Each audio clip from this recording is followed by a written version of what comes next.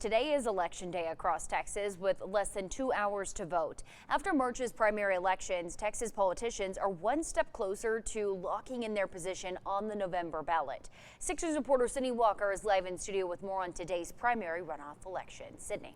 Tonight, Texas voters select the final candidate for their party in several high-stakes races, like the U.S. Senate Republican candidate, a U.S. representative, lieutenant governor, and more. In each of these races, neither candidate crossed the 50% threshold back in March, leading to the runoff. A race gaining national attention, the Republican U.S. Senate runoff.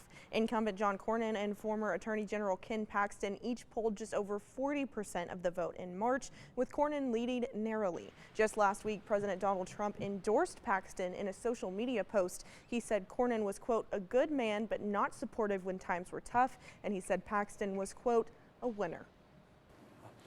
He's going to be an albatross on down ballot races, and that puts at risk all of our other Republican candidates who are going to be on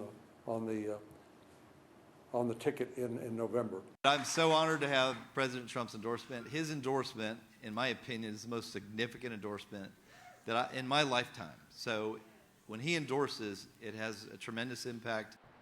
For those who haven't cast their vote yet, here's some things to know first. If you already voted back in March in the Republican primary, you can only vote in the Republican runoff. The same goes for the Democratic primary and runoff.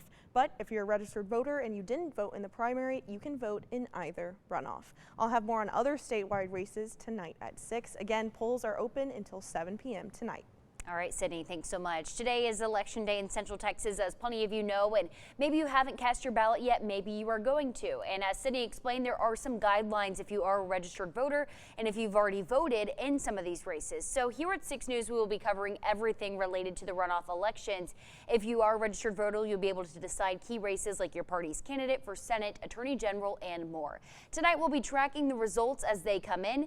Here is a look at the interactive map we'll be using throughout the night to cover all of the races and give specific information on the voting results happening not only in our area, but all of Texas.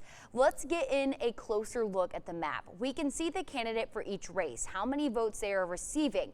For instance, for the Senate runoff primaries on the Republican side, you can see there's John Cornyn and Ken Paxton. Obviously, it's really early. We don't have any numbers in yet, but we can also see a breakdown the votes by county to see how many votes are coming in from each area and which candidates they're going to vote for.